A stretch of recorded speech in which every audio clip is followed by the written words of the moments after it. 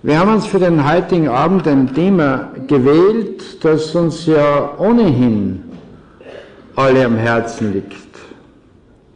Das uns ja alle am Herzen liegt insofern, weil wir einerseits Probleme haben mit unserer Medizin oder auch mit unserem medizinischen Denken, dass wir Probleme haben, einfach dass alles, was wir so im Bereich der Medizin so mitbekommen und auch sowohl im klassischen wie auch im naturmedizinischen Bereich, das auch für unser Leben umzusetzen. Und wenn wir Probleme haben, dass eigentlich dieses Ganze, was auf uns jetzt da so zukommt, einfach zu verarbeiten, einfach damit irgendwo zur Rande zu kommen. So sind viele unter euch, die sowohl mit der klassischen Medizin, wenn man sie so nennen will, um nicht immer das Wort Schulmedizin zu verwenden, weil jede Medizin kommt aus einer Schule. Und die besten Schulen der Medizin habe ich kennengelernt im indischen Raum. Wenn man sich vorstellt, dass die ayurvedische Medizin über 7000 Jahren bewusst ist, und dass es andere Naturmedizinen gibt, die der heutigen Wissenschaftlichkeit bei Weitem überlegen sind. Der heutigen sogenannten Naturwissenschaft, wie wir sie immer nennen, was überhaupt nichts mit Wissenschaft zu tun hat im Endeffekt, dass sie dem weit überlegen sind, weil sie einfach einen ganz entscheidenden Aspekt immer wieder eingebunden haben, ja mitgenommen haben in Denken, wie man es sehr stark auch in der buddhistischen Medizin findet und im buddhistischen religiösen Denken, dass alles in Summe dieses Göttlichen, dieser Naturverbundenheit verstanden werden muss, dass alles in unserem Leben im Endeffekt eine göttliche und zugleich auch eine natürliche Resonanz hat, aus dem niemand hinausfällt. Niemand. Also jeder von uns ist gehalten und geboren. Jeder von uns ist göttlich. Kann man oft gar nicht so glauben. Jeder von uns kommt in diese Welt, um etwas ganz Besonderes zu vollbringen. Jeder von uns trägt das tiefe Wissen der Heilung und des Heils. Jeder von uns ist bereits erlöst und schon wieder gelöst von dieser Materie, in der er zurzeit noch verhaftet ist. Das ist das Thema. Das ist auch dieses große Staunen, was in uns ist. Und gerade in der letzten Zeit, und mir passiert es sehr häufig, gerade wenn ich wieder zu einem Vortrag gehe, jetzt war ja diese Weihnachtszeit, die man halt so zwischen Weihnachtsgans, glaube ich, gibt es da, und Keks und alles Mögliche so umgefritt. Und am Schluss, haben die letzten Tage schon gesagt, mein Gott sei Dank sind jetzt die Keks gar, und es ist das und das gar. Und es gibt ja welche, die sagen, jetzt freue ich mich schon wieder, wenn ich wieder arbeiten kann, dass ich mich wieder ein wenig bewege und drehe und dergleichen mehr. Dieses Weihnachten, so ein wichtiges Innehalten jedes Jahr. Man kann darüber dann denken, wie man will, wie weit die katholische Kirche nur in einem zutiefst materiellen Denken den Menschen manipuliert. So gibt es doch in diesen Glauben, in den wir hineingeboren sind oder uns hineingeboren haben, so Augenblicke des Innehaltens wie Weihnachten, die Geburt Christi, die Geburt einer ganz besonderen Schwingung und der Energie, die in unser Leben hineinkommt und die mit uns gleichsam diese irdische Erlösung vollbringt. Ich habe in dieser Zeit sehr viel über ein Thema nachgedacht, das bei mir auch immer wieder heißt, also dass wir intuitiv sehr viele Dinge zufließen, dass jedem von euch möglich ist, vorausgesetzt, dass ich diesen Dingen auch öffnen will. Weil wenn man frei werden will in seinem Denken, in seiner Intuition, in seinem Empfinden, dann muss ich auch die Bereitschaft mitbringen und mich nicht schon im Vorhinein konditionieren und gewisse Denkmuster gar nicht zulassen. Ich muss frei sein in meiner persönlichen Diskussionsebene. Und es beschäftigt mich ganz im Besonderen der Gedanke dieser irdischen Inkarnation, dass wir Wesen, und so sehe ich euch alle, ich sehe euch da nicht als Menschen sitzen in dem Sinne, sondern was für mich persönlich noch viel faszinierender ist, ich sehe euch alle als ganz besondere Wesenheiten, seelische Wesenheiten, die wir hier zusammengekommen sind, auf dieser Lebensreise. Es ist so quasi heute ein Tag der Begegnung vieler Menschen, die in ähnlicher Weise denken, in ähnlicher Weise empfinden, in ähnlicher Weise einfach schwingen. Darum treffen wir uns hier. Und es ist so schön, wenn man jetzt jeden von euch erzählen ließe, sein Leben bisher oder was ihm passiert ist, dann wird man darauf kommen, dass diese Schicksalsschläge, die wir immer so benennen als negativ, nichts anderes sind als geschickte Heilsmomente, Erinnerungen unseres geistigen Wollens, unseres Inkarnationsgedankens, dass alles, was in dieser Welt passiert, im Endeffekt eine Sache der Leichtigkeit ist und nicht eine Sache, die uns peinigen soll, die uns das Leben schwer machen soll.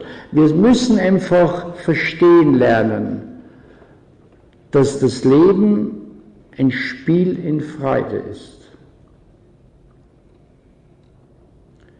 Und wir müssen verstehen, dass unser Weg, den wir da gehen, schon gegangen ist von uns selbst. Und dass wir ihn immer wieder gehen, um wieder neue Erfahrungen zu machen. Es ist euch vielleicht schon aufgefallen, dass das ist Weihnachten immer so stark, das Empfinden für mich, dass wir immer wieder unsere Kindheit leben. Dass sich immer unsere Kindheit wiederholt, auf einer anderen Bewusstseinsebene.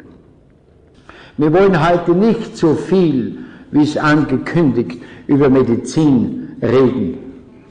Über das Tabletten einteilen und über das ganze Klumpert von hinten bis vorn, weil mich das an und für sich nicht berührt als Arzt. Weil die Medizin der heutigen Zeit hat den Menschen so weit von einem natürlichen Bewusstsein entfremdet, dass es für mich teilweise mehr erschütternd ist wie erfreulich, dass wir eine so hochtechnische, so hochmoderne Medizin haben und sie permanent immer noch frönen und unterstützen. Und dass es immer noch die heilige Kuh der Politik ist, ja nie ein soziales oder medizinisches System anzugreifen. Und dann diskutiert man halt einmal an, ob Selbstbehalt oder Nichtbehalt oder irgendwas. Bitte, wir sollen einmal darüber diskutieren, ob die heutige Medizin in dieser Art, wie wir sie kreiert haben, und da sind wir alle Teil davon, ob sie überhaupt noch funktioniert. Über das müssen wir mal nachdenken. Und wir wissen, dass sie nicht funktioniert.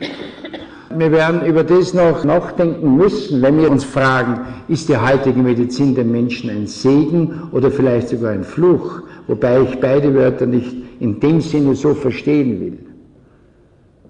Sondern ich würde vielleicht bis zu einem gewissen Grad das Wort Segen akzeptieren, aber das Zweite ist mir eher, als Fluch ist falsch, es ist eher eine Irritation des Lebens. Es ist nicht das Thema in der Medizin, wie wir Krankheiten erkennen, diagnostizieren und auf dem schnellsten Weg wieder aus dem Leben eliminieren, sondern es ist vielmehr das Thema, was will mir eigentlich Krankheit sagen? Ist Krankheit mir nicht ein Partner im Leben? Ist Krankheit nicht eine ganz wichtige Korrektur des Lebens? Ist Krankheit nicht jener, einschneidende Augenblick im Leben, der mich auf neue Ideen, auf neue Spuren meiner persönlichen Reise, auf eine neue Erkenntnis bringt? Das ist ja viel mehr. Aber gehen wir zurück zu diesen Themen der aktuellen Zeit. Das Thema ist doch das, dass wir uns in diese materielle Ebene inkarniert haben und mit dem müsst ihr euch mehr oder minder früh oder später sowieso auseinandersetzen. Ob diese Inkarnation eine Zufälligkeit ist oder ob diese Inkarnation, diese Wiedergeburt, diese Verbindung wiederum mit Materie eine ganz gewollte individuelle Sache ist. Und dann passiert nämlich etwas, dass nämlich das, was wir hier im Kleinen vielleicht noch verstehen, dass das im Großen noch ganz anders passiert. Das heißt, wenn wir mit einem der größten Astrophysiker unserer Zeit ein bisschen ein Stückchen mitdenken, dass er uns sagt, der wirklich eine Dimension denkt, die für mich total faszinierend ist. Dass er uns sagt, dass was wir hier leben, jetzt in dieser Lebensebene, in dieser Zeit, die wir uns ungefähr mit 70 Jahren vorgegeben haben, nicht? Da liegt ja schon das Problem Nummer 1. Nicht? Wir haben uns eine Zeit vorgegeben, wie lange dass wir da umeinander hupfen. Nicht? Wenn die Zeit länger ist, dann sagt man, mein Gott, nein, ist der schon alt. Nicht? Oder umgekehrt, er kommt zu mir und sagt, Doktor, weißt, wenn ich das und das, ich kann schon alles sagen, weil ich bin schon alt. Nicht? Also wir verbinden automatisch mit Alter, so wie mit dem Steuertraktor Abnützung und dergleichen mehr. Die Reifen sind hin, die Füße sind hin und der Zylinder, nicht, der Kopf ist hin und alles miteinander. Und das gestehen wir uns dann auch zu, nicht? Weil es ist ja ganz klar, wir sind ja schon alt und abgenützt, haben uns aber damit überhaupt noch nie beschäftigt in dem Sinne, und es ist für uns auch eine Selbstverständlichkeit wahrscheinlich auf der anderen Seite, dass die Leute im kaukasischen Raum ungefähr 120, 130 Jahre alt werden. Und wenn ein solcher mit 50 Jahren feiert, sein Halbscheid, dann warst du irgendwo noch berechtigt, nicht? Wir feiern immer so groß den 50er. Wahrscheinlich ist dahinter was anderes, weil wir in den letzten Abschnitt unseres Lebens hineingehen, in den dritten, in den beschauerten. Aber im Endeffekt hadern wir unser ganzes Leben mit der Zeit, haben an ihr Zeit, hinterm vor wir uns kurz und sind bereit, der Medizin jeden Tribut zu zahlen, weil wir uns von ihr erwarten, und sie hängt ja selber permanent auf ihre Fahnen, dass sie das Leben verlängert. Und das ist eine Lüge.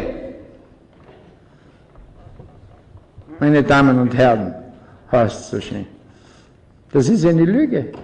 Der medizinische Anteil, und das ist von Medizinern und nicht von Alternativen oder irgendwelchen gehässigen Menschen, eruiert und wissenschaftlich, wenn man es so nennen will, genau statistisch erforscht. Der medizinische Anteil der Lebensverlängerung ist nicht einmal 15%. Und für diese 15% sind wir bereit, alle sozialen Leistungen, alles Geld, alles zu investieren, dass wir diese 15% mehr leben. Unsere Inkarnationsentscheidung in dieser Zeit, verbunden mit einer geistigen Innovation, die uns mehr im kulturellen, im Lebensstil, im hygienischen, was da alles dazukommt, uns einfach ein ganz neues Leben anbietet. Das ist das Lebensverlängernde. Oder vielleicht anders gesehen, dass wir sagen, wenn wir in so einem hohen Bewusstseinszustand sind wie jetzt, weil unser Bewusstseinszustand ist verhältnismäßig hoch. Gell?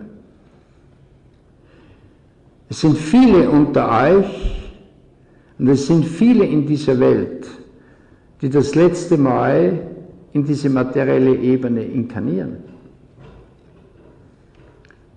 Über das müssen wir uns einmal auch bewusst werden. Das heißt, dass wir uns auch eine Basis, eine materielle Basis schaffen, wo wir sehr, sehr lange in dieser materiellen, dualistischen, und das ist das Entscheidende, in dieser dualistischen Ebene, in der wir eine geistige Erkenntnis und Entwicklung durchlaufen könnten, dass wir nicht mehr hier zurück müssen. Für die Katholischen natürlich ein Problem, was wir da gerade reden. Weil sie haben uns ja immer gesagt, in Sünde geboren, durch die Taufe eingegliedert und dann geschieht, was wir sagen, und wenn es das tat, was wir sagen, dann kommt es in den Himmel und sonst in die Höhe. Das ist das Strickmuster der Kirche. Und auch dieses Strickmuster muss zerbrechen, damit wir frei werden und zurückfinden zu unserem Christusbild, das jeder in sich trägt. Warum soll ein Mensch in Sünde geboren sein? Was ist Sünde? Es ist ja nichts anderes wie die Getrenntheit, Sinte. Ich bin getrennt von meinem höheren Bewusstsein. Ich bin getrennt von meinem höheren Selbst, weil wir das, und das ist ja eines der karmischen Dinge, wenn man es so nennen will, nicht für immer halten können.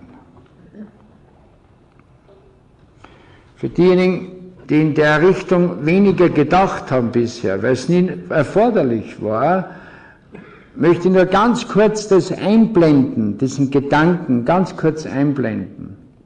Es soll überhaupt der heutige Abend kein Vortrag sein. Das sind mehr Gedanken, die so daherkommen. Wo ich selber nicht weiß, wann ich komme, was ich sage. Ja, stimmt.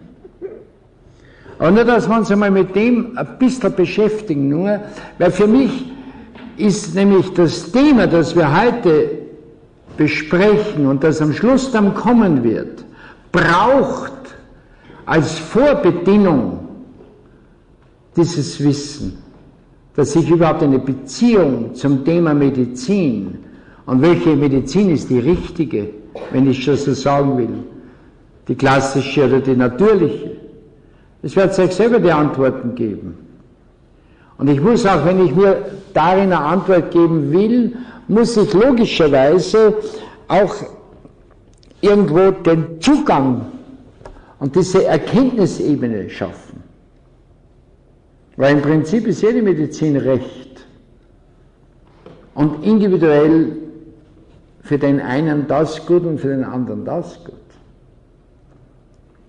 So wie nicht jeder meditieren kann, weil einfach die Einstellung dazu nicht hat. Und es ist auch nicht so wichtig. Jemand, der meditieren kann oder gern meditiert und diese ganz einfache Meditation einmal mit sich selber erlebt hat, der wird merken, dass er plötzlich Zugang kriegt, nicht zu höheren geistigen Wesen, sondern zu seinem Herzen. Und dass er plötzlich bei sich zu Hause ist, dass er sich wohlfühlt. Und das geht's. Das heißt aber trotzdem nicht, dass für jeden so ist. Stellen wir uns einmal eines vor, dass wir in diese Welt inkarnieren nach eigenen Vorstellungen. Das heißt, inkarnare heißt ja, wenn man immer dieses Wort verwendet, Carne, das Fleisch, nicht? Das ist der Karfreitag, die Karwoche und dergleichen mehr. Eintreten in das Fleisch, im übersetzten Sinne heißt es eigentlich richtig, eintreten in die Materie. Eintreten in die Materie aus einem ganz einfachen Grund, weil diese materielle Schwingungsebene so nieder veranlagt ist, so ein niederes Erkenntnismuster hat, dass man alles dual anlegt, um uns zurechtzufinden. So schaffen wir Himmel und Hölle, so schaffen wir Gott und Teufel, so schaffen wir schön und hässlich, so schaffen wir laut und leise, oben und unten und so weiter und so fort. Also, meine lieben Seelen, wir sind noch nicht in der Lage, uns in eine höhere Ebene zu transformieren, was ja der tiefere Sinn unseres Seins ist. Nicht des Irdischen, sondern des überhaupt unseres Seins ist. Zurückzuschwingen in das Göttliche, das ist ja der tiefere Sinn. Wir sind noch nicht in allen unseren Phasen oder in allen unseren Verhaltungen noch nicht in der Lage, das ganz rein ohne Gegenpol zu erkennen. Jetzt brauchen wir immer ein Spiegelbild dazu. So wie wenn wir Gewand kaufen. Das ist schön und das ist nicht schön. Das passt mir besser als dem. Wenn wir die Leute anschauen, der gefällt mir besser, der gefällt mir weniger. Natürlich urteilen wir da schon mehr en face, wie dann passiert auf dem Gespräch etwas ganz Neues. Dass ein Mensch, der im ersten Augenblick oft vielleicht, natürlich die Schwingung kommt dann noch dazu, aber trotzdem, der ihn vielleicht gar nicht, oder den man gar nicht beachtet hat, mit dem fängt man plötzlich zu reden an und auf einmal merkt man halt, da ist ja viel was anderes da. Aber wir brauchen diese Bilder, das Gegenüberstellen, dass wir uns selber erkennen und selber erfahren. Darum kommen wir hierher. Und wir wählen die Muster des Lebens, die uns helfen, eine neue Erkenntnis zu machen. Wir wählen den Beruf, wir leben unser Geschlecht, Mann, Frau und dergleichen. Wir wählen den Ort, alles, die Familie, alles wählen wir. Das ist uns schon gestattet, bevor wir kommen, weil wir wissen, das ist der Weg.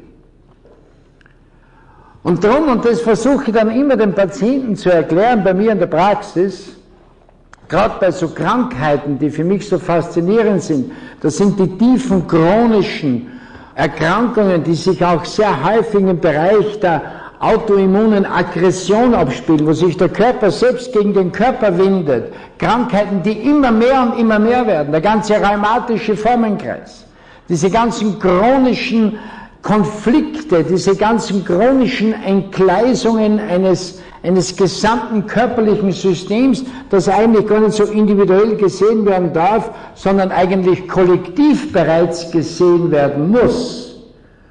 Und da fällt dann noch hinein, neben Schnupfen, noch der Krebs und das alles. Zwischen diesen zwei Krankheiten ist nicht viel Unterschied. Wir machen den Unterschied. Und dann kreieren wir noch Krankheiten wie AIDS und geißeln den Menschen durch Falschinformation und machen ihn zum Sünder.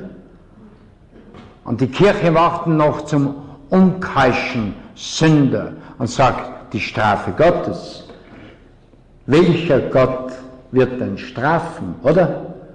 Welchen Polytheismus leben wir in dieser so hochgepriesenen katholischen, monotheistischen Kirche? Einen strafenden Gott, einen liebenden Gott, einen verzeihenden Gott. Und dann nur einen Gott zum Eisstock schießen, jetzt den Winter und zum Kartenspielen und zum Kegelscheiben. Das ist unser Glaube. Also sind wir polytheistisch in unserem ganzen Denken und Empfinden und sind immer noch monotheistisch, weil wir das alte Bild des Gottes Jahwe in uns haben. Ach Gott! Eine Inkarnation, die überhaupt nicht göttlich war, der zu uns kommt und gleich einmal 70 Völker hinmorden lässt im Namen Gottes. Und wir haben übernommen im Alten Testament, du sollst keinen anderen Gott neben dir haben. Nicht sauer. Ich will euch nicht gefallen. Und ich will euch nicht Sachen sagen, die für euch eine Ohren balsam sind, sondern ich werde euch lauter gemeine Sachen sagen. Aus einem ganz einfachen Grund, weil ich will, dass ihr denkt. Weil ich will, dass ihr euch aus euren Mustern außerfallt. Weil ich will, dass ihr versteht, dass ihr Götter seid. Dass ihr versteht, dass in euch alle Möglichkeiten gegeben sind, ein glückliches, erfülltes, freudiges, spielerisches Leben zu gestalten. Weil das ist der Sinn. Und wenn wir dann sagen, in Sünde geboren, dann frage ich mich, von was getrennt? Ich würde nur eines gelten lassen, um das ein bisschen genauer zu erklären. Dass der Mensch in seiner frühkindlichen Entwicklung in einer permanenten Beziehung mit seiner geistigen Welt steht. Dass er bis zum 3. Lebensjahr seine Engel, seine Schutzengel, alles sieht. Da kann man wirklich sagen, jetzt kommt das Christkindl, nicht? Da kennt ihr sicher noch.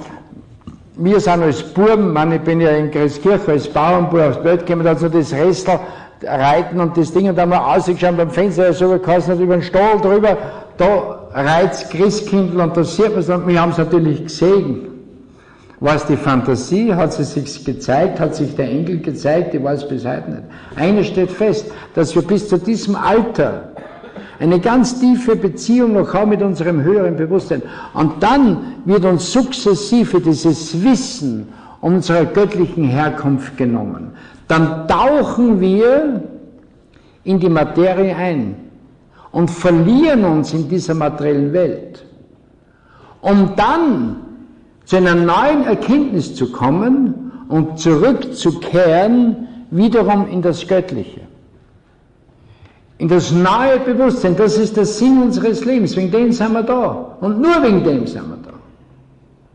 Das heißt, dass wir uns selber diese Aufgabe gestellt haben, als geistige Wesen durchzutauchen, durch die Materie und zurückzugehen in einer neuen Erkenntnisebene. Und wenn wir das jetzt weiterdenken, wenn wir das jetzt im Detail für jeden jetzt brauchbar machen, dann hieße ja das nichts anderes, dass wir in diese Welt kommen und durch diese neue Erkenntnis da sind, um die Materie zurückzuschwingen in eine höhere Frequenz. Und das ist eigentlich der Gedanke der Erlösung und sonst gar nichts. Das ist der Erlösungsgedanke für uns alle. Aber jetzt gehen wir weg von dem Ganzen, weil das wird uns vielleicht zu viel, und ich möchte jetzt zu diesem einen Muster noch zurückgehen von Hawking. Dass er uns nämlich sagt, dass dieses irdische Leben eigentlich nur eine Bühne ist der Erkenntnis und dass wir zur gleichen Zeit in verschiedenen Ebenen leben. Dass wir, so wie wir jetzt beieinander sitzen, in verschiedenen Ebenen noch einmal zusammen sind. Und jetzt kommt noch das Interessante, dass nicht nur diese Ebenen gelebt werden, sondern auch in der Zeitenfolge, also dass dieser Zeitbegriff aufgelöst wird, und das heißt, dass wir zur selben Zeit genauso in der Vergangenheit wie in der Zukunft leben.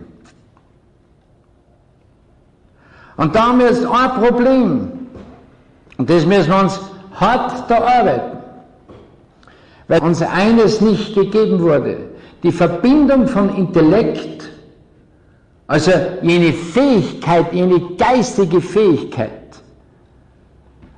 der Erkenntnis, die wir haben.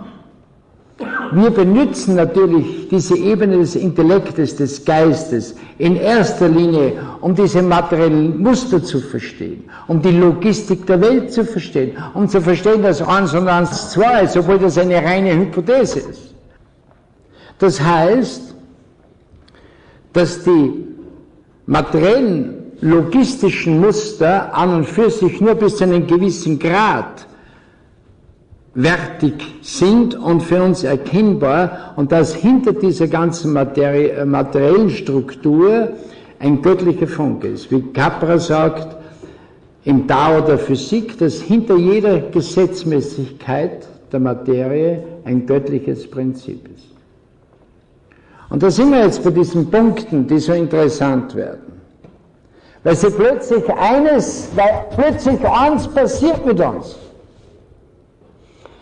dass sich alles auflöst und plötzlich der Punkt kommt, was natürlich einem schwerfällt, wenn er gerade jetzt ein Grammelknädel isst, dass der Grammelknädel gar nicht mehr da ist, dass das eigentlich nur eine Schwingung ist. Dann sagt er sich, ja Sakrati, jetzt hätte er so gut geschmeckt und jetzt ist das eigentlich überhaupt keine Materie mehr. Das heißt, dass sich der ganze Körper auflöst, die ganze Materie auflöst und schlussendlich überhaupt eine Schwingung ist. Ich denke aus dem Grund mit euch dort ein bisschen hin, und ich will euch damit nicht fadisieren, entschuldigt, wenn es euch zum Beispiel nicht so interessiert oder wenn es euch was anderes vorgestellt habt. Aber ich muss das tun. Wir müssen uns einer Sache bewusst werden. dass wir diese materielle Welt in dieser niederen Schwingung gewählt haben, weil sie uns einerseits die Möglichkeit gibt, die dualen Bilder zu benutzen, um zu einer Erkenntnis zu kommen, und trotzdem existiert sie nicht. Das ist das Perverse, das Pervertierte, das Umgekehrte, was nämlich zur Folge hat, dass allein durch dieses Denken, wenn es das einmal durchdringt, ihr zu einem Punkt kommt, wo sagt, es kann eigentlich nur alles Leichtigkeit sein. Die Erschwernisse des Lebens, die meistens von materieller Struktur sind oder sekundär materiell irgendwo verbunden sind, also unsere ganzen Ängste, unsere ganzen Zwänge und alles das mit beeinfließt, dass das im Endeffekt nur ein, könnte man sagen, ein geistiges Hirngespinst bleibt und nicht mehr, nicht weniger ist. Und wenn man es so betrachtet, dann versteht man vielleicht auch einmal den Sturz der Engel, der ja nur eine Symbolik ist, oder ein Sturz von Luzifer, dass sich das Göttliche herabgeschwungen hat bis auf eine Ebene, wo es plötzlich materiell wird. Oder sehen wir es einmal physikalisch, schauen wir uns eine atomare Struktur an. Was ist denn das Atom? Das Atom ist nichts anderes wie Schwingungen in verschiedenen Ebenen. Und dann haben wir zentral einen atomaren Kern. Jetzt konnten diejenigen, die nur ein bisschen an der Materie hängen, sagen, ja, jetzt haben wir endlich einen Kern. Da ist jetzt endlich Materie da. Ja, was ist denn genau dort, wenn ich diesen Kern spalte? Dann habe ich so eine unvorstellbare Energie, dass bereits daraus eine Kettenreaktion entsteht. Also der Kern ist wiederum eine reine materielle Hypothese, aber nicht existierend als Materie. Und jetzt gehen wir, wenn wir jetzt schon so mikrokosmisch denken, jetzt gehen wir von uns aus, unser ganzer Körper hat ja keine feste Struktur, sondern der schaut ja aus, wenn man es jetzt wirklich vergrößern wird, schaut aus wie ein Emmentaler-Kas, wo hinten vorne die Luft durchgeblasen. Warum? Weil uns auch bewusst sein muss, und das wird uns viel mehr bewusst, wenn wir uns dann mit Naturmedizin auseinandersetzen, dann wird uns plötzlich bewusst, dass dieser Energieaustausch, diese permanente Relativität, Natur-Mensch, ein permanentes ist. Dann kann ich sagen, aus der Sicht einer buddhistischen Lehre, dass das Göttliche in jeder Pflanze ist, in jedem Tier ist, in jedem Menschen ist, in jedem Berg, in jedem Wasser, überall. Das ist ja genau der springende Punkt, mit dem unsere sogenannte römisch-katholische Kirche nicht umgehen konnte. Es kommt plötzlich, so blöd es her werden kann, Christus in diese Welt. Kommt plötzlich eine göttliche Wesenheit daher, der von sich selber nie den Anspruch stellt, dass er Gottes Sohn ist im Sinne einer Leibhaftigkeit, sondern nur sagt, er ist das Göttliche, weil er das Göttliche lebt. So wie Buddha sagt, wenn du auf dem Weg deiner Erkenntnis bist, auf deiner Lebensreise, wirst du der Bücher und der Priester und der Lehrer nie bedürfen, weil alles ja in dir ist. Das ist Religion. Und dann haben wir plötzlich die Situation, es kommt jetzt eine göttliche Wesenheit. Natürlich wäre das jetzt noch astrologisch interessant, weil zu diesem Zeitpunkt unser Sonnensystem, von dem es ja aber Millionen von Sonnensystemen gibt, die sagen in Milliarden, weil sonst können sie gar nichts mehr anfangen damit. Also das ist auch nur ein Fliegenschiss im All ist, unser Sonnensystem. Nicht?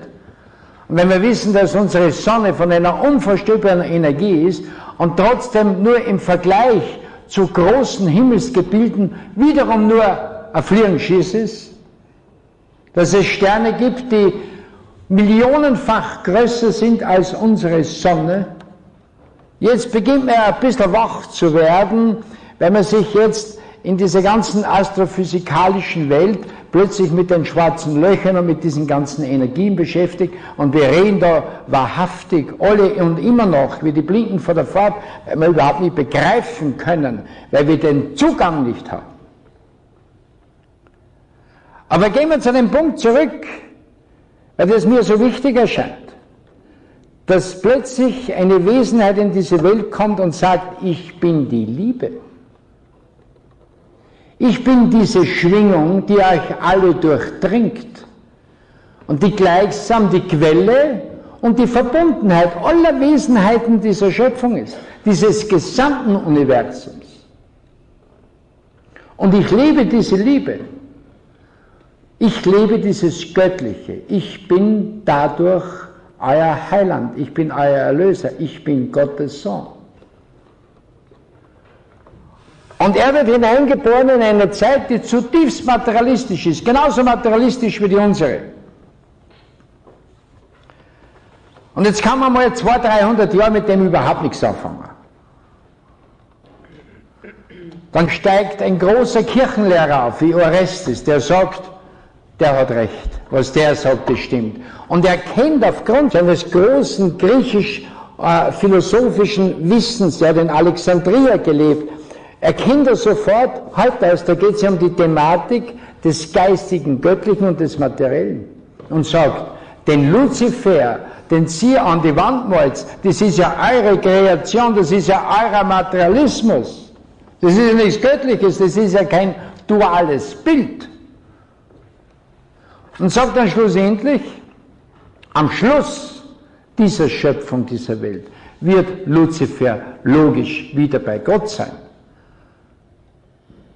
Worauf man später dann gesagt hat, in der Ecclesia in Rom, so kann es nicht laufen. Weil dann haben wir überhaupt nichts mehr, dann können wir überhaupt keine Ruhe mehr ans Fenster stellen. Und der gleich sagt, am Schluss ist alles wieder Leinwand. Und dann verbindet sich diese Kirche im 3. Jahrhundert, Konstantin etc., denkt an diese Zeit und wird zur Staatsreligion, wird zur Machtreligion. Und da passiert etwas Hochinteressantes.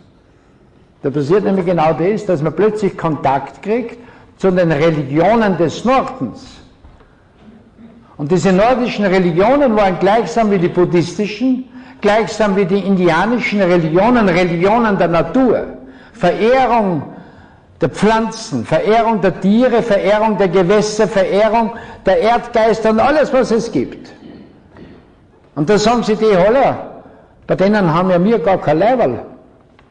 Weil die sind so fundiert in ihren Glauben, dass wir mit unserem Geschwafel der Verdammnis und dergleichen mehr gar nicht laufen. Was tun wir? Wir tun ganz was Lockeres. Wir sagen, ihr seid alle Sünder. Ihr seid alle in Sünde geboren. Und wir haben, wie der Teschner so schön sagt, die katholische Schluckimpfung. Und wir waschen euch frei von dieser Erbsünde und sagen euch gleich, ihr seid jetzt Mitglied einer Gesellschaft, wo es das tun müsst, was wir sagen, und dann geht es vorwärts. Und das ist das Problem, was es zu überdenken gibt. Man hat da ein Problem. Ich muss euch ganz ehrlich sagen, auch ich habe dieses Problem. Ich habe das Problem als Bauernsohn, der sehr religiös erzogen worden ist, weil meine Eltern waren nicht so bigottische Menschen, sondern so ganz einfach gläubige Menschen. Das hat man so gespürt. Das sind es bis heute noch. Das sind 90 Jahre alt. Alle noch. Mit Vater diskutiere ich auch noch, diskutiere sehr viel und er sagt manchmal, ich weiß nicht, ob du nicht recht hast. Ja, was wirklich wurscht war, weil er jetzt die 90 Jahre schon runtergetraut hat und jetzt nicht mehr große atheistische Sprünge mehr machen wird. Nicht? Sagt er da, ich weiß nicht, ob du nicht da recht hast, weil ganz so, wie es wir uns das immer gesagt haben, kann es auch wieder nicht sein. Ja? Und das Problem ist aber ein anderes, das mir zu schaffen macht, dass wir einerseits das so tief in uns drinnen haben und dass auf der anderen Seite in der Kirche ja sehr viele Dinge gibt, die für uns so entscheidend, so wichtig sind, wie zum Beispiel die ganzen Engel. Singen wir mal dieses große Gott, wir loben dich. wo diese ganze Engelschar aufgezählt wird, von den Cherubims und Seraphims und alle, und diese Engel existieren, wahrhaftig. Die sind da. Die sind für uns da. Jeder von euch hat einen Schutzengel. Jeder von euch hat einen Partner, mit dem er durchs Leben geht. Vergesst auch nicht, immer wieder am Abend vor allem, gerade in dieser zutiefst materialistischen Zeit wie jetzt, den Erzengel Michael anzurufen. Er wird euch beschützen. Und das ist kein Schmäh. Und das ist jetzt das Problem, innerhalb der Kirche Weizen und Spreu zu trennen. Es gibt schon viele Dinge, über die man nachdenken muss. Die Taufe ist maximal dazu da, einer neuen Seele, die da kommt. Und dieser kleine Pamperletsch, der weiß das meiste bei der Taufe. Der ist voll dabei. Der sieht die Engel, der sieht alle. Der sieht im Pfarrer, der sieht das Taufbecken, der sieht alles. Der sieht die Eltern, sagt dann, da bin ich jetzt da. Jetzt bin ich mittendrin. Und dieser Seele müsste man eines vermitteln. Wir sind jetzt da für die. Wir sind schon da eine Zeit, wir kennen uns schon aus, wir wissen schon, wie es läuft. Macht dir keine Sorgen, wir passen auf die. Das ist Taufe. Die Urängste kennen uns genommen. Nicht eine Zwangsmitgliedschaft. Das kann es wirklich nicht sein. So versuchen wir jetzt ein Bild zu schaffen für uns. Ein Bild zu schaffen, das uns ein bisschen diese Freiheit der Individualität und Persönlichkeit gibt. Ein Bild zu schaffen, das uns zurückkoppelt an die Natur, an die Schöpfung. Das uns verbindet mit jeder Pflanze, mit jedem Tier, mit jeder Wesenheit. Warum verstehen die Kinder die Sprache der Berge, die Sprache der Gesteine, die Sprache der Flüsse, die Sprache der Wolken? Und wir Erwachsenen, wo wir da so gescheit sind, haben das alles verloren?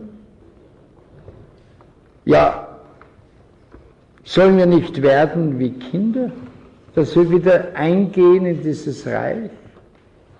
Ist da nicht etwas ganz Besonderes dahinter? Sollen wir nicht uns zurückbinden in unser ursprüngliches Wollen, bevor wir in diese Welt gekommen sind? Bevor wir diese Lebensreise begonnen haben. Wenn wir das Ganze so betrachten, bekommt Medizin einen ganz, ganz neuen Aspekt. Bekommt Medizin den Aspekt, dass alles, was auf diesen mechanistisch-materiellen, diagnostischen und therapeutischen Bereich aufgebaut ist, von mir aus eine Ausdrucksform einer derzeitigen technischen, materiellen Entwicklung ist, aber sicherlich nicht dazu da ist, all along den Menschen zu führen und zu leiten und ihn vor allem im Sinne einer geistigen Entwicklung jene Unterstützung zu geben, die er dringend brauchen würde, um dieses irdische Leben besser zu verstehen. Das Problem unserer heutigen Medizin liegt darin, dass sie zwar mit unglaublicher Raffinesse Diagnosen erstellt, die weit entfernt sind von einem geistigen Aspekt des Krankseins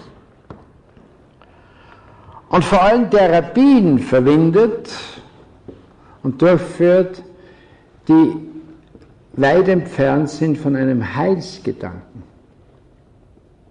Also wir begnügen uns mit symptomatischer Kompensation, wir begnügen uns mit einer Medizin, die in dieser Form, wie sie gelebt wird und angewendet wird, all along überhaupt nicht greift und ganz, ganz sicher zu einem Chaos führt.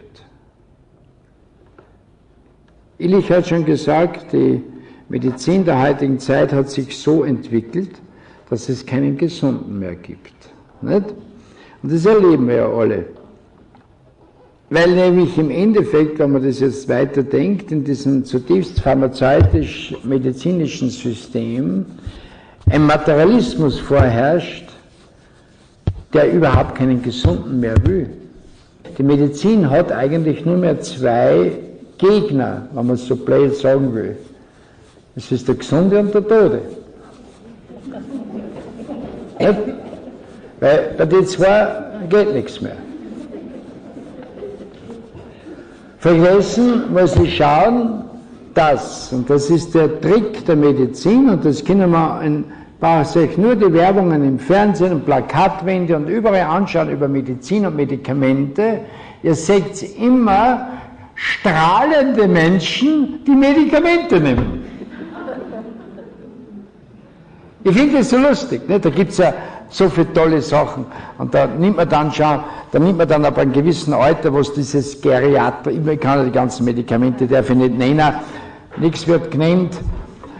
Der Altersstufe entsprechend siehst du dann einen weißhaarigen, gerade dass er nicht auf eine aufhupft und Ding, und er ist vital und allen Teufel miteinander. Ich rede aber jetzt nicht von diesem Wundermedikament, was ganz Besonderes bewirken soll, was immer her. Ich nehme es sehr selten, darum kann ich darüber nichts sagen. Aber das passt ja auch so gut dazu, obwohl es vielen Menschen wünsche, wenn sie es nehmen können, dass es einer vielleicht aus einer Verlegenheit hilft und dergleichen mehr, um das geht es ja nicht einmal. Aber ich finde eins, ich finde es unfair, wie man Medikamente verkauft. Ich finde einfach unfair, wie man heutzutage mit den Menschen umgeht. Insofern, weil wir nicht vergessen dürfen, dass jeder Arzt nicht bei der Promotion, sondern bin jetzt sehr positiv, ich glaube in seinem innersten Herzen einmal das Gelübde abgelegt hat, den Menschen zu helfen. In der Medizin legen wir den Eid ab, den hippokratischen Eid, und wenn man sich vorstellt, in welchem hohen Bewusstsein Hippokrates war und in welchem Bewusstsein die heutige Medizin sich bewegt, da müsste man sagen, es ist der Großteil der Ärzte gezwungenermaßen durch seine Ausbildung, das muss man dazu sagen, es gibt unter den Ärzten unheimlich tolle Burschen, nur ist er durch sein Studium so irritiert, dass er gar nicht mehr weiß, was richtig und was falsch ist. Er tut etwas Falsches und will dabei helfen. Logischerweise vor seinem Gewissen und auch vom Patienten hilft er. Also man kann da nicht alle in einen Pott werfen. Es gibt unheimlich tolle Ärzte, die sich einsetzen für Menschen, aber er hat das falsche Werkzeug in der Hand. Er hat nie gewusst, dass es Heilung gibt. Er hat immer nur kompensiert, hat immer nur anders gedacht. Darum ist es nicht unsere Aufgabe, jetzt einfach so von oben herab oder aus der Sicht der ganzheitlichen Medizin die bestehende Medizin einfach so schlechthin zu kritisieren, sondern die Aufgabe von uns Patienten und auch Andersdenker der Ärzte ist es, jene Mediziner zu unterstützen, die da auf dem Irrweg sind, und sie zurückzuführen in ein anderes Bewusstsein. Das ist unsere Aufgabe. Und da ist der Patient noch viel mehr gefordert als der Arzt. Weil der Patient ist ja der den Kontakt hat. Und so müssen wir uns wirklich überlegen, ob dieses pharmazeutisch-medizinische System für uns alle eine Zukunft hat oder eine Zukunft haben darf, und ob es gerechtfertigt ist, dass wir zum Beispiel allein im letzten Jahr an Medikamenten 1 Billion Euro aufgewendet haben auf dieser Welt. Also für die, was noch alt denken, zu denen gehöre ich auch dazu, 14 Billionen Schilling. Aber wir können uns diesen Betrag überhaupt nicht vorstellen. Das ist der Aufwand für die Medikamente in einem Jahr. Da reden wir noch gar nicht von der restlichen Medizin, nur Medikamente. Da könnt ihr euch vorstellen, also die Pharmaindustrie hat die Waffenindustrie überrundet. Also es ist in der Pharmaindustrie mehr Geld zu verdienen wie in der... Ich habe gerade vor kurzem gehört, dass jedes Kind, das jetzt geboren wird in Amerika, lege artis eine Depotdosis an Antibiotika bekommt, bevor es den Eltern ausgehändigt wird. Man muss sich mal vorstellen, was das heißt. Man weiß genau, dass Antibiotika das ganze Darmmilieu, den ganzen Körper, die ganze Immunität des Körpers massiv zerstören. Und sowas ist in der Zwischenzeit eingeführt und zum Heile des Menschen, der jungen Amerikaner. Wahrscheinlich hat der Bush auch schon so seinerzeit schon eine Überdosis bekommen.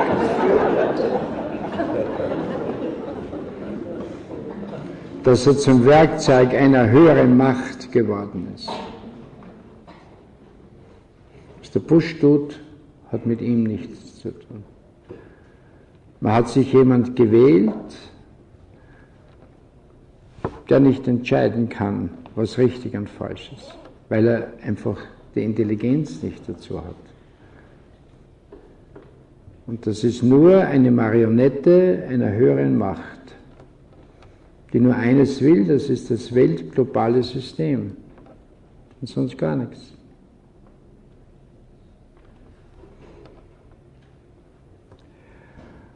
Und so passiert bei uns Ähnliches. Wir lassen die Kinder impfen und glauben, wie verantwortungsvoll wir sind, weil wir das tun. Und der Großteil der Eltern haben noch nie etwas gelesen über Impfen, weil sonst täten sie es nie. Und schieben den schwarzen Peter den Doktor zu. Natürlich ist der Doktor eifrig damit beschäftigt, es zu tun, weil er ja logischerweise so erzogen wurde, dass Impfen ein Schutz ist. Und wenn wir schon bei den Kindern aus elterlicher Fürsorge tun, was ich voll verstehen kann, dann frage ich mich, wie dumm muss jemand eigentlich sein, wenn er sich Grippe impfen lässt? Wie dumm muss jemand sein, wenn er sich Zecken impfen lässt? Wie dumm muss jemand sein, wenn er auf Reisen geht und sich gegen alle möglichen Dinge impfen lässt? Bis zu 7, 8, 10 Impfungen, dass er ganz sicher krank heimkommt. Nicht? Dann geht der krank heim und sagt, stellt euch vor, wenn ich nicht geimpft gewesen war. Dann hätten sie mir wahrscheinlich jetzt mit Sorge, weil ich jetzt mit Sorge heimgekommen. Zum Glück bin ich geimpft gewesen. Nicht? Ich weiß nicht, haben wir jetzt gerade eine Grippe, weil ich bin ja dann hier so à jour, weil ich sehr wenig Grippeimpfungen mache. Aber überlegt euch nur mal eins, weil da sind wir jetzt bei so einem Punkt, der ein bisschen profaner, ein bisschen einfacher ist und für euch verständlicher. Überlegt euch einmal eins. Nur 5% aller sogenannten Grippen werden durch ein Influenzavirus ausgelöst. Was auch nicht stimmt, weil das Influenzavirus nur dazu da ist, das, was im Körper vollzogen gehört, quasi wie ein Trigger in Gange zu bringen. Also das Virus ist der Partner und nicht der Verursacher. Es war so ähnlich, wie es viel so diskutieren, was denn die Hauptursache der Scheidungen ist. Und da sagt der eine, ja, sie ist gewesen und sie sagt, er ist gewesen. Ich kann euch eine ganz einfache Lösung sagen. Die Hauptursache der Scheidungen ist heiraten. und ja, das ist ganz einfach. Also die Hauptursache der Grippe ist nicht das Virus, das weibliche oder männliche, sondern der einzige und alleinige Zustand, dass der Mensch geistig, emotionell und körperlich sich in einen Zustand gebracht hat, dass er Ruhe, Reinigung, Entgiftung braucht. Wenn wir jetzt so denken, dann ist die Grippeimpfung sowieso schon ein stiller Wahnsinn. Aber lassen wir es bei den anderen, weil das ist was, mit dem es ein bisschen diskutieren könnt, wenn es ein wenig eng hergeht. 5% aller Grippen sind durch ein Virus verursacht. Das kann man nachweisen. Steht auch in der Deutschen Medizinischen Wochenschrift als offizielle Organ. Das heißt, ich könnte mit dieser Impfung maximal 5% der Erkrankten erreichen und sie unter großen Anführungszeichen heilen. Was natürlich ein totaler Blödsinn ist, was ich jetzt sage. Und jetzt kommt aber der Clou. Von diesen 5% Viren, die verantwortlich gemacht werden, gibt es 300, in der Zwischenzeit schon 350 Mutationen. Das heißt, die Wahrscheinlichkeit, dass mir eine Grippeimpfung wirklich stofflich, sagen wir so, hilft, ist gleich 0,0,5, also 0. Und trotzdem lassen ganze Firmen eine Leute impfen und gleich mehr. Das ist eine reine Psychotherapie. Also, und dasselbe ist mit der Zeckenimpfung. Logischerweise gibt es irgendwo einmal ein Kind oder einen Erwachsenen, den es erwischt, durch einen Zeckenbiss. Obwohl man auch nicht ganz sicher ist, dass überhaupt diese Infektionskette nachgewiesen wird. Es macht sich aber überhaupt niemand Gedanken, wie viele Menschen in Österreich an einer ganz normalen Enzephalitis ohne Zeckenbiss sterben. Oder an anderen Sachen, die für mich viel dramatischer sind. Tatsache ist eins. Durch die Zeckenimpfung wächst das Erkrankungsrisiko um das Vierfache durch die Impfung. Und die Wahrscheinlichkeit in einem endemischen Gebiet durch einen Zeckenbiss, also durch einen infizierten Zecken, dass man das richtig sagt, eine tödliche oder schwerst gehirnverändernde Erkrankung zu bekommen, steht in 1 zu 120.000 Bissen. Wenn man das jetzt mathematisch wieder darstellt, dann sind wir wieder bei einer ganz interessanten Zahl, also sind wir wieder bei 0,0 und Josef und nur was dazu. Das heißt also, dass man nur durch Angstmache den Menschen zu etwas manipuliert, was dem Empfänger, also dem Patienten nicht hilft, und dem, der es produziert, logischerweise sehr viel hilft. Ja?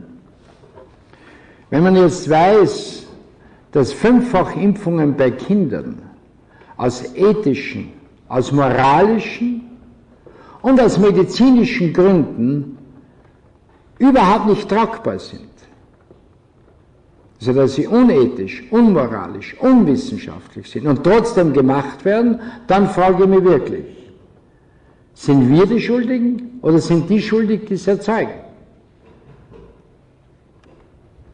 Und dann frage ich wirklich, wo ist die Verantwortung? Die Eltern für Kinder übernehmen. Kann ich permanent meine Verantwortung an einen Arzt übertragen?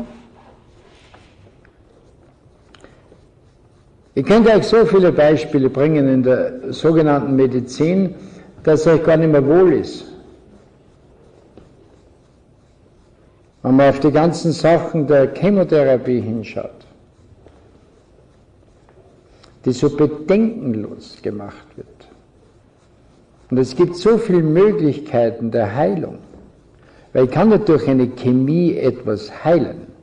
Ich kann durch eine Chemie im besten Falle etwas abfangen. Man muss immer Wirkung und Nebenwirkung überdenken.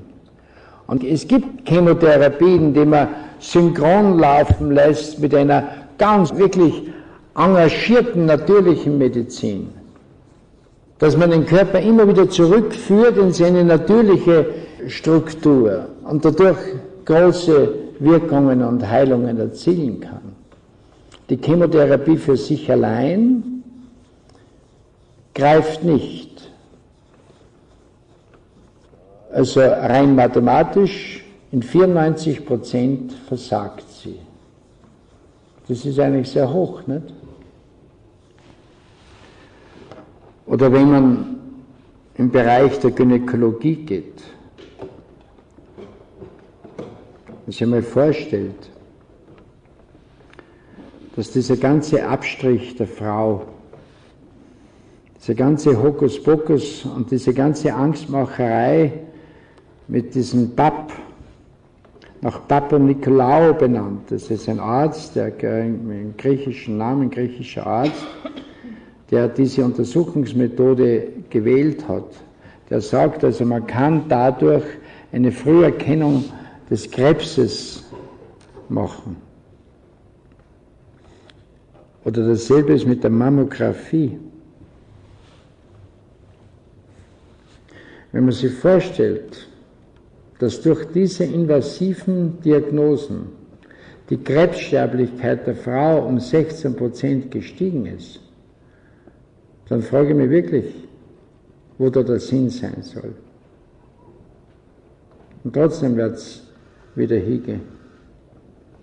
Das ist ja das Interessante. Oder wenn ich mir vorstelle, was zurzeit passiert mit den Männern, mit diesem Prostatakrebs, wo man herumjongliert mit diesen BSA-Werten, wo man bis heute nicht weiß, welcher Wert ist überhaupt relevant und dass man im Endeffekt Männer die Prostata herausoperiert, was in den meisten Fällen Impotenz und in sehr vielen Fällen, also in 30% Inkontinenz zur Folge hat. Und ich kann mir vorstellen, ein Mann mit 50, 55, 60 Jahren, der impotent ist und womöglich noch inkontinent, das heißt, dass er permanent Windeln tragen muss, dass der mit dem nicht umgehen kann. Eine Frau könnte mit dem noch eher umgehen, wenn sie Haaren verliert und eine Binde tragt oder irgendwas, weil sie einfach von ihrer ganzen Art her stärker ist oder auch durch ihre ganze gynäkologische Situation oder auch früher durch die Menstruation und dergleichen mehr mit solchen Dingen eher umgeht. Aber ein Mann, den so wichtig ist, männlich zu sein, und das natürlich aufgrund seiner Erziehung und seiner ganzen gesellschaftlichen Situation und Status, der Mann, der doch die ganze Zeit nur darum kämpft, der Frau endlich irgendwo überlegen zu sein, weil er die Unterlegenheit spürt. Das ist das Problem, was wir haben. Und dem nehme ich dann seine Potenz. Ich glaube nicht, dass das Medizin ist. Das kann man nicht gut verstehen. Und ich frage mich auch, warum in den letzten paar Jahren der Prostatakrebs ums 20- oder 30-fache gestiegen ist. Warum denn? Wie ist denn das wieder gegangen? Und das sind schon Dinge, über die müssen wir nachdenken. Die Medizin ist am besten Weg, ihren Stachel zu verlieren. Weil das Bewusstsein der Menschen sich immer mehr verändert. Gott sei gedankt. Uns sei gedankt natürlich. Wir müssen einfach in allen Dingen, wo wir mit medizinischen Themen in Berührung kommen, müssen wir einfach viel kritischer werden. Müssen viel mehr Bewusstsein entwickeln, müssen die Courage aufbringen, auch einmal die Wahrheit zu sagen, die wir empfinden. Wahrheit ist ja die Intuition des Augenblicks. Und dass ich auch bereit bin, diese Intuition zu leben und zum Ausdruck zu bringen. Es ist unsere Pflicht, wenn wir in der Gemeinschaft, in der Gesellschaft leben, dass wir unseren Mitmenschen zeigen, was wir empfinden, wie wir denken, damit sich der auch orientieren kann. Das ist doch so wichtig. Und dasselbe muss in der Medizin passieren. Ich bin überzeugt, dass es eine große Veränderung in der Medizin gibt, wenn endlich der Patient bereit ist, für sein Kranksein Verantwortung zu übernehmen. Und diese Verantwortung auch dem Arzt irgendwo zeigt. Also ihm entbindet, Nicht? Der Großteil der Ärzte redet immer heutzutage, ich muss das und ich muss Antibiotika geben, ich muss das geben, weil es kann das und das werden, weil ich habe die Verantwortung. Er hat da etwas komplett Falsches verstanden. Er hat diese Verantwortung erstens nicht und im Endeffekt übernimmt er sie gar nicht. Weil wenn er eine Verantwortung übernehmen würde bei so vielen Kinderärzten, dann würden sie nicht bedenkenlos den Kleinstkindern permanent wegen jedem Scheißinfekt, muss ich schon sagen, ein Antibiotikum geben. Weil sie genau wissen müssen, was die Folgen daraus sind. Dass dieses Kind unter Umständen fürs ganze Leben lang immunologisch geschädigt ist dadurch. Das kann doch nicht Verantwortung sein. Wem ist er jetzt verantwortlich? Ist er verantwortlich seinem Studium und seiner Lehrmeinung oder ist er verantwortlich dem Patienten? Und ihr braucht natürlich nicht glauben, dass im Bereich der sogenannten Natur, der Alternativmedizin, nicht dort Ähnliches auch passiert. Ich will das gar nicht so gegenüberstellen und sagen, da ist die Naturmedizin und da ist die Alternative oder da ist die Schulmedizin. Es ist sowieso eine schlechte Gegenüberstellung. Es gibt nur eine Medizin. Und diese eine Medizin wird getragen nicht vom Therapeuten, sondern vom Patienten. Ihr müsst anfangen, Verantwortung zu übernehmen für euren Körper. Und wer soll es denn am ehesten wissen, wann nicht ihr selber, was euch fehlt, wie man so schön sagt in der Medizin, und was ihr braucht? Viel mehr doch wie jeder Arzt. Wie soll ein Facharzt, der 5 Minuten sieht oder überhaupt nicht sieht, weil er vielleicht da in so einer Röntgenkammer oder irgendwo, wie soll der eine Diagnose stellen? Wie soll der durch euch durchblicken, so wie dieses Wort aus dem Griechischen kommend sagt? Dia, nicht? Das Dia kennen wir von den Fotos, das Dia, das ist, schau durch. Und Gnose ist von Erkennen, aus dem Griechischen. Durchschauend erkennen, das wäre die Diagnose. So sind wir eigentlich alle ganz normale Leute, ohne medizinische Bildung, 10-mal mehr Diagnostiker, wie irgendein scheiß Apparat, der über uns drüber fährt. Und ob das jetzt ein Röntgen ist, ob das jetzt ein Kernspin ist, ob das jetzt eine Magnetresonanz, wir schauen immer nur in gewissen Schichten unseren Körpern, wir schauen immer wieder Materie an. Und ob wir ein Labor untersuchen oder das machen, wir schauen immer wieder nur Abschnitte unseres derzeitigen körperlichen und nie des geistigen an. Darum ist es auch verständlich, dass sich eine hochtechnisierte Schulmedizin, also Medizin, die jetzt gelehrt wird, in diese technische Richtung bewegt und auch diese technische Gläubigkeit entwickelt, weil sie ja nie das Geistige erkennt. Weil sie ja nicht versteht, dass unser Körper nur Schwingung ist. Um zu diesem Punkt zurückzukommen, wo wir erst aufgehört haben. Dass jede Zelle aus Milliarden von Atomen besteht. Und dass diese Atome in sich wiederum mehr oder minder reflektieren mit der gesamten universellen Struktur. Unser gesamtes Universum ist gleichsam wieder eine atomare Struktur. So können Sie unser Sonnensystem so verstehen, dass das Zentrale dieses Sonnensystems ist die Sonne, ist der Atomkern, und um dies herum sind alle Planeten und alle Sterne und dergleichen mehr auf verschiedenen Ebenen, so wie wir es auch hören, in Bewegung. Und das zusammen ist nichts anderes wie die makrokosmische Makros wieder aus dem Griechischen groß und Mikro klein, diese Relativität des Makro- und Mikrokosmischen, was zum Ausdruck bringt, dass Materie überhaupt nicht besteht, sondern nur für den sichtbar wird und für den sichtbar werden muss, der sich ohne diese Materie nicht orientieren kann. Nur so als kleinen Gedanken. Ein Hirngespinst, werdet ihr hier denken. Auf der Venus leben viel mehr Wesenheiten wie auf der Erde. Und sie haben dort herrliche Städte, alles. Die ganze Venus ist bevölkert. Nur nicht materialisiert, somit für uns nicht sichtbar.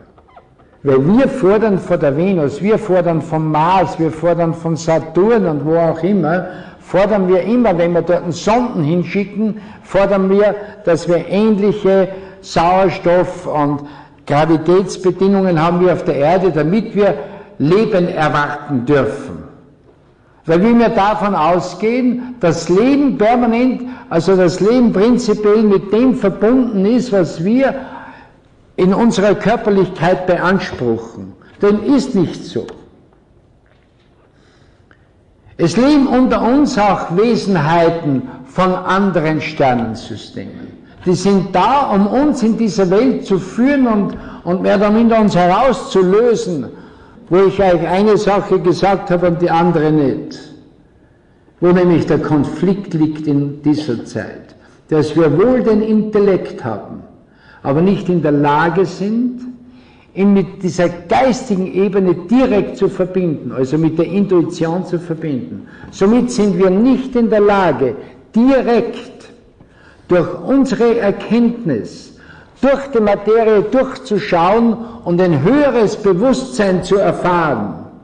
Wir brauchen die irdische, duale Erfahrung des Schmerzes, des Leides, des Todes und alles Mögliche, der Liebe und Trennung, der Eifersucht und was es immer ist.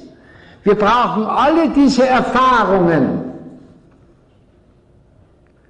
damit wir in eine höhere Erkenntnis kommen. Und so führen wir Kriege. Und diese Kriege schreiben wir nie im Alten Testament. Und dann kommt der Punkt der Erläuterung durch Christus. Und dann machen wir ein neues Testament, das wiederum nicht Christus geschrieben hat, sondern wieder der Mensch. Es hilft kein Weinen und kein Beten. Die Nachricht stimmt. Der liebe Gott ist aus der Kirche ausgetreten. Hat der eigene Roth einmal geschrieben. Nicht? Und da ist sehr viel Wahrheit dahinter. Oder wo ein Nietzsche schreit, wo ist da euer Gott? Nicht? Weil er scheitert. An dieser Schweizer kalvinistischen Kleinkariertheit göttlicher Reflexion. Und sagt, das kann es ja nicht sein. Um das geht's. Es geht nur darum, dass wir verstehen, dass wir ganz besondere Wesenheiten sind. Und dass wir einfach gewisse Dinge nicht verstehen können, und dazu brauchen wir andere Bilder.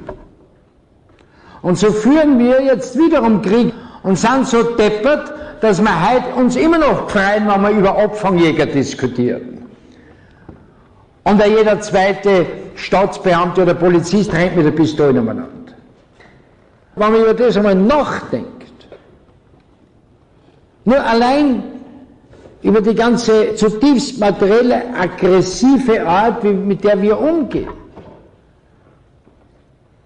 Oder was im Fernsehen, was überall passiert, es ist so erschütternd, wie schwer muss der heutige junge Mensch haben, der inkarniert in einem viel höheren Bewusstsein als wir sind, sich in dieser Welt hin zum Frieden zu organisieren. In dieser Welt den Frieden zu finden, das ist das Problem. Das ist dasselbe Problem, wie wir nicht in der Lage sind, in der heutigen Medizin Gesundheit zu finden. Weil sie nicht existiert in unseren Gedanken. Wir träumen zwar alle von Gesundheit und gehen sogar zu gesunden Untersuchungen, wenn ich mir das anhöre. Die letzte legale Methode, gesunde Menschen in die Krankheit einzuschleusen, ins System einzuschleusen. Und landen natürlich dann schlussendlich fairerweise im Krankenhaus, was er zum Ausdruck bringt, was da drinnen mit einem Menschen passiert, dass er krank wird oder krank bleibt. Sicher gibt es Disziplinen innerhalb der heutigen Medizin, die faszinierend sind. Aber es geht nicht darum, dass wir uns weiterhin damit beschäftigen, wie wir alle Organe und alles Abgenützte und Hinnige austauschen. So faszinierend es ist, dass es Unfallchirurgie und Verschiedenes gibt. Bei der Herztransplantation, Lebertransplantation, Gehirntransplantation und dergleichen mehr wird die Sache schon ein bisschen problematischer. Weil wir nämlich ein Organ übernehmen, das eine Eigenschwingung, eine Eigendynamik durch die Individualität dieser Person, der Spenderperson haben. Und nur, dass ihr ein bisschen eine Vorstellung habt, weil über das denkt man eigentlich auch nicht nach. Vergesst nie, dass kein einziger Spender, wenn er spendet, tot ist. Es lebt jeder Spender. Er muss leben, sonst wäre das Organ tot. Nicht einmal, wenn er tot wäre, eine Minute später, wäre zu spät. Er muss leben. Wenn man jetzt weiß, dass es so viele Menschen gibt, die in einem bewusstlosen Zustand sind und die logischerweise mit allen ihren Sinnen und allen, lest einmal das tibetanische Totenbuch, dann versteht ihr einmal den Prozess des Sterbens, dann versteht ihr eigentlich, was einem Menschen passiert, wenn er stirbt. Und dann könnt ihr euch vorstellen, was mit einem passiert, wenn er gerade beim Sterben ist und jetzt fladern sie ihm gerade wieder das Herz, verstehst du, oder die Niere und dann noch die Leber. Sicher wird er in seiner Gutwill sagen, okay, da habt ihr es, ich brauche es nicht mehr. Aber ganz sauber läuft es nicht. Und was das für Folgen hat, nicht? Wenn man weiß, dass im südamerikanischen Raum im Jahr, und das ist, glaube ich, eine sehr niedrige Zahl, 5000 Kinder ermordet werden, nur für Organspenden. Nicht? Das ist schon jetzt, wenn man über das so nachdenkt, da wird einem schon ganz anders. Oder dass man in Europa, ich möchte das Land nicht nennen, sehr fortschrittlich, darüber diskutiert, ob man nicht die Euthanasie einführen soll, weil die Menschen im Alter das meiste Geld brauchen. Ob man es da nicht vorher umlegen sollte. Das ist schon, das ist alles makaber. Die Gedanken sind makaber. Medizin, wo war das? Und die ganze Alternative, die ganze Medizin der Natur und alles, was sich da als Gegenpol einerseits anbietet, aber im Endeffekt eigentlich ein Impuls sein soll für ein neues Denken, ist meines Erachtens genauso verstrickt in gleiche Muster. Die große Veränderung, die große Erneuerung innerhalb der Medizin wird von euch ausgehen. Wird von Menschen ausgehen, die bereit sind, Bewusstsein zu übernehmen, Verantwortung zu übernehmen, die einfach ein anderes Bewusstsein haben. Betrachtet diese irdische Zeit als Spiel und tragt Krankheit mit Freude, damit ihr die Heilung bewirken könnt, nach der sie eigentlich schreit. Seid gelassen einfach. Ganz gleich, was ihr tut. Wir sind hier auf dieser Welt, um gemeinsam ein paar Schritte in Freude zu gehen. Wir sind alle göttliche Wesen. Wir haben uns für diese Erde entschieden, weil wir noch nicht in der Lage sind, in einem höheren Bewusstsein, wie wir sagen, in einer höheren Dimension zu leben. Dass wir uns lösen von Zeit und Raum. Wir brauchen Zeit, wir brauchen Raum. Wir brauchen Körper, wir brauchen Schmerz, wir brauchen Freude, wir brauchen Liebe, wir brauchen Ablehnung, wir brauchen alle diese polaren Bilder. Damit wir erkennen, dass die Summe alles Lebens eigentlich die Liebe ist, jener göttliche Impuls, der durch Christus zu uns gekommen ist.